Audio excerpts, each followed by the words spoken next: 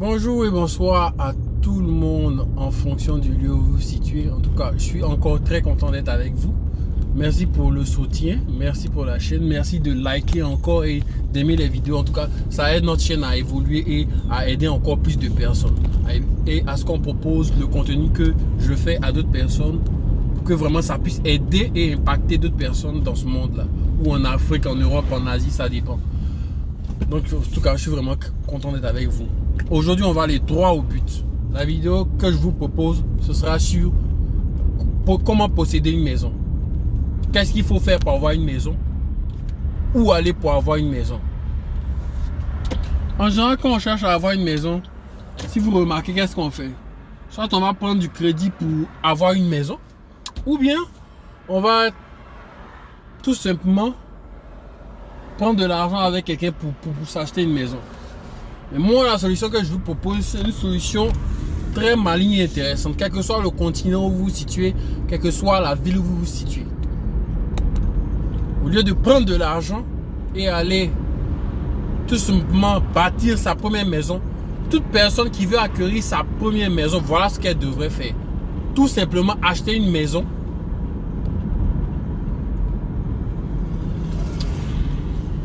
la couper en 4 ou en 5 parties, louer les 4 autres parties et vivre dans une des pièces de la maison.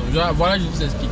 Si vous êtes célibataire, pas de femme, vraiment, vous n'avez pas on va dire, vous n'avez pas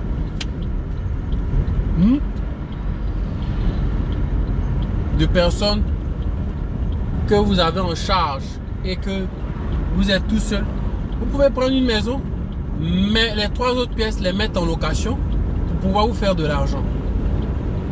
Ça, c'est une solution rapide pour posséder une maison et une solution très rapide pour pouvoir aussi payer le crédit que vous avez pris, bien évidemment.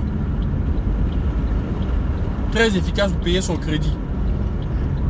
Parce que si vous êtes pressé d'avoir une maison une maison à vous seul et vous ne voulez pas emprunter cette tactique-là, qu'est-ce qui va se passer? Mais vous allez vous retrouver à payer du crédit et tout seul.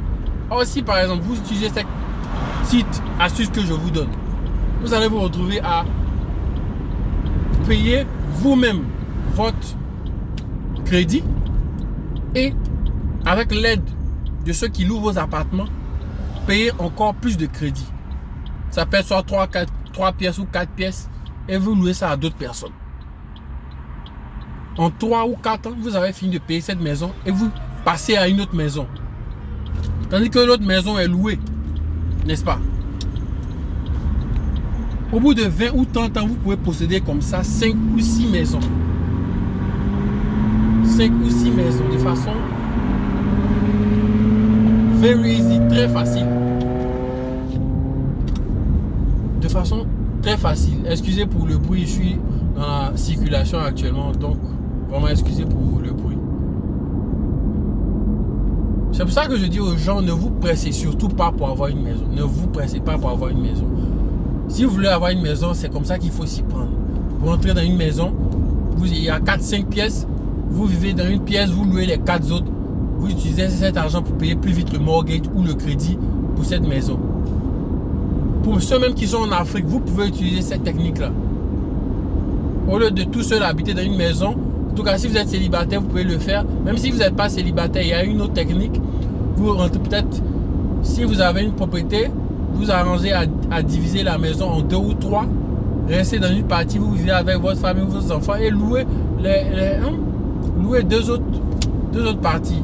Si vous êtes avec votre femme et vous n'avez pas d'enfant, ça c'est encore plus facile, vous pouvez encore le faire. Mais si vous êtes encore célibataire, là vous n'avez pas de compte à rendre à quelqu'un, c'est encore très facile.